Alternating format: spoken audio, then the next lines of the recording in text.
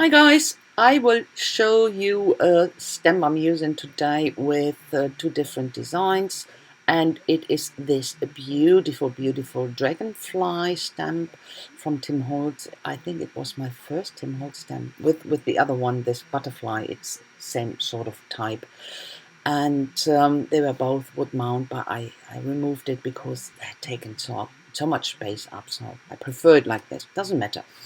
Um, and what I do, I will heat emboss and I stamp here on watercolor paper. That's why I saturate this stamp a lot with Versamark, because it soaks up, the watercolor paper soaks up a lot of that. And to make sure that I would get a good impression, I use very much of that Versamark. So, but now put some of this heat emboss stuff on and heat emboss it. I heat set it. Hallo ihr Lieben, heute werde ich euch zeigen, was ich mit diesem Stempel mache. Hier ist ein Tim Holtz Stempel, den ich schon seit 100.000 Jahren habe. Das war einer meiner ersten Stempel, die ich von Tim Holtz hatte. Und die waren auf Holz, und ich habe alle Stempel, die ich auf Holz hatte, da habe ich das Gummi runtergemacht, weil die nehmen einfach so viel Platz weg, das brauche ich nicht. Und habe das hier auf Aquarellpapier übrigens gestempelt, deswegen das Versamark richtig schön einschmieren, den Stempel damit, dass da richtig viel drauf ist, weil das Aquarellpapier hat die Angewohnheit, das aufzusaugen. Da muss man immer gucken, dass man das schön, das ganze Papier schön bedeckt hat damit. So, habe dann das weiße Pulver draufgepackt, Embossing-Pulver draufgepackt, habe das erhitzt, wie ihr gesehen habt, und nun fange ich an, mit Aquarellfarbe zu arbeiten. Ich packe erst ein bisschen Wasser drauf und dann dippe ich die Farbe rein, und letztendlich macht die Farbe ihren Job hier. Da braucht man so viel gar nicht mehr zu machen. Einfach nur gucken, dass man je nachdem, was für Farbe man benutzt, wenn das Komplementärfarben sind, nicht ineinander arbeitet, wird dann eben so ein bisschen braun und matschig. Das sieht dann nicht mehr so schön aus. Aber das ist halt alles. Das ist relativ einfach. You know, I'm putting some water down first, and then I dip some paint in, this watercolor paint, and it works by itself. Just dip it in and let it spread out a bit, and the only thing you have to look into is when you're working with complementary colors, you know, that you're leaving a little gap, because otherwise you might get marked a bit of brown muddy color. That's what they tend to do, but other than that, go crazy with color, and that's what I do here. I wanted to have the most intense color around my image, and on the other areas I just blend it out a bit, and on the outside as well. You have a bit of a square here, you can see that, and on the outside, on all four sides, I just drag the paint to get a bit of puddles. And on the bottom I have the orange, but because of the white text there, I wanted to have a bit of a darker color, so that's why I use a bit of purple hier. Ich habe dann noch, also die intensivste Farbe habe ich natürlich um die Dragonfly, wie heißt denn die? Libelle, um die Libelle herum gemacht und den Rest ein bisschen verblendet, und dann auch, ihr seht, das macht ja so ein Quadrat, bildet ja dieser Stempel so ein bisschen, so ein Hauch von Quadrat. Habe dann außen so ein paar Pfützchen gezogen und am Boden dann noch das dunklere lila genommen, weil es wegen der weißen Schrift, die wollte ich noch ein bisschen rausbringen, und das sah man einfach besser mit dem Dunklen. So, jetzt ist für mich immer schwierig, was nehme ich denn jetzt als Papier darunter zum Layern, um eben auch die Farbe ein bisschen noch besser hervorzubringen. Das macht schon einen Unterschied, wie ihr gesehen habt. Deswegen, ich mache das immer ganz gerne, gucke dann durch die Kamera und sehe dann auch, was gefällt mir am besten.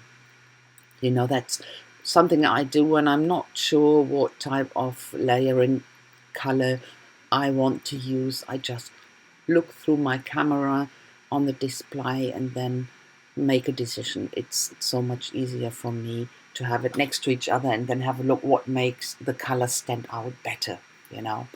So that is my first design. Very simple and but I think it's very effective. So, and then I had this laying around since a while. My plan was to do something with it, but I did something differently. So it was laying around. So, and I cut it a bit shorter or a bit smaller. And then I thought, oh, I will try to cut some of the dragonfly out to get it a bit more dimensional. You will see later what I mean. And I forgot to video the part where I try or use my X-Acto knife and cut some inside stuff out. But do you really need to see that? You will see how it looks afterwards, and you know what I did, so you can see that. Und ja, now again with the background, I wasn't sure. So, ich habe jetzt hier das Ding noch rumliegen gehabt. Das ist das zweite Design und habe das ein bisschen verkleinert. Und dann habe ich mir überlegt, ach, es mag vielleicht ganz gut aussehen, wenn ich die Libelle so ein bisschen ausschneide, so halbwegs. Habe das dann oben mit der Schere gemacht und dann die anderen Ecken habe ich, ja, das habe ich mit einem Messer gemacht. Problem ist, ich habe das nicht aufgenommen. Aber ich denke mal, ihr seht ja das Resultat. Ich meine, wie schwer kann das sein? Ja, relativ einfach. Man muss nur vorsichtig sein. Und da war natürlich jetzt auch wieder das Problem mit dem Hintergrund. Und ich hatte ja die Sachen ausgeschnitten und wollte jetzt einen vernünftigen Hintergrund, damit das auch natürlich schön hervorsteht. Aber das hat mir alles nicht gefallen mit dem Papier, wie ihr gesehen habt. Und habe jetzt überlegt, ich mache mein eigenes. Ja, lila, das war es jetzt nicht so. Dann habe ich versucht, das ein bisschen zu verwässern. Und ich versuche alles Mögliche, aber letztendlich gefällt mir nichts. So yeah, I really looked for a proper background, you know. The paper I started at the beginning, I didn't like them. It really didn't work for me. And now with the purple, it didn't work. And now with the orange gets brown and la. So nothing really worked for me. I tried loads of things. And then at the end, I thought, why not using my absolute go-to paint? And it always works for me. A lot of you don't like it, might be, but yeah, to me it always works. Put a bit of gesso on top now, just to get rid of all the other stuff.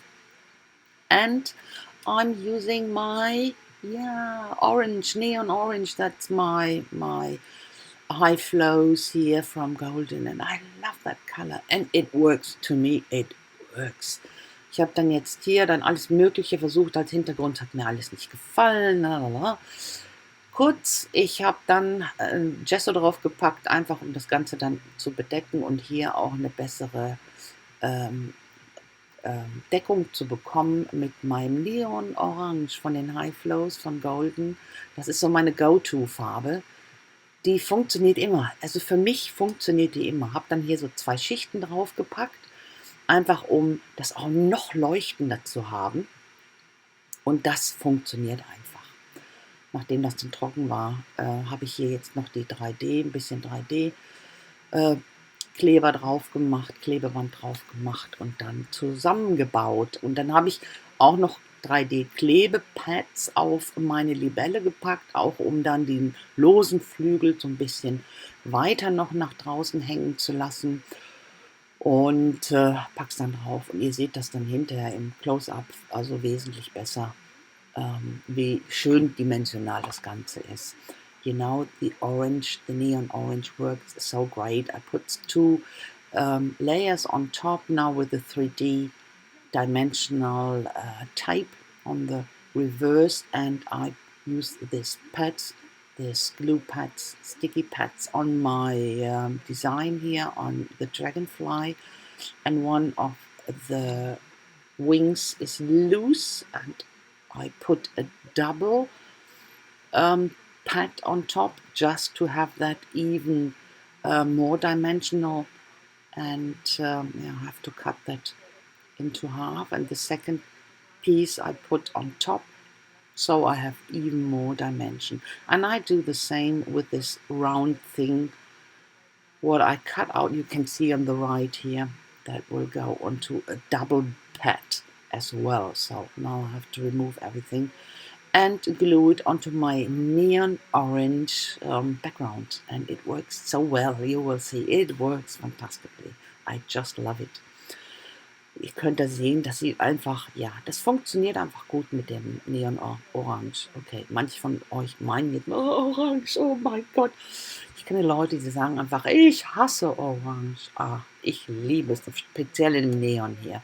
So, hier gibt es auch nochmal einen Doppelkleber drauf, einfach um es auch noch ein bisschen dimensionaler zu haben, genau wie unter diesem losen Flügel. Und das war's schon. Und dann kommt schon das Close-Up. So guys, that's the close-up, and I say thanks so very much for watching. I hope you like it, and if so, please leave me a thumbs up, and a comment would be so very much appreciated. And I hope I will see you very soon with my next project. Until then, I wish you a fantastic time. Please still be careful, stay healthy, and never ever forget to be creative. Bye bye guys.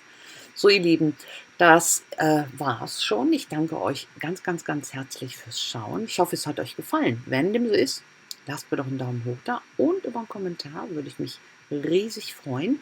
Und ich hoffe, ich sehe euch ganz bald wieder mit meinem nächsten Projekt. Bis dahin wünsche ich euch eine wunderschöne Zeit. Bitte bleibt weiterhin vorsichtig. Bleibt auch alle gesund und vergesst niemals, bleibt immer schön kreativ. Also macht's gut, bis dahin. Tschüssi.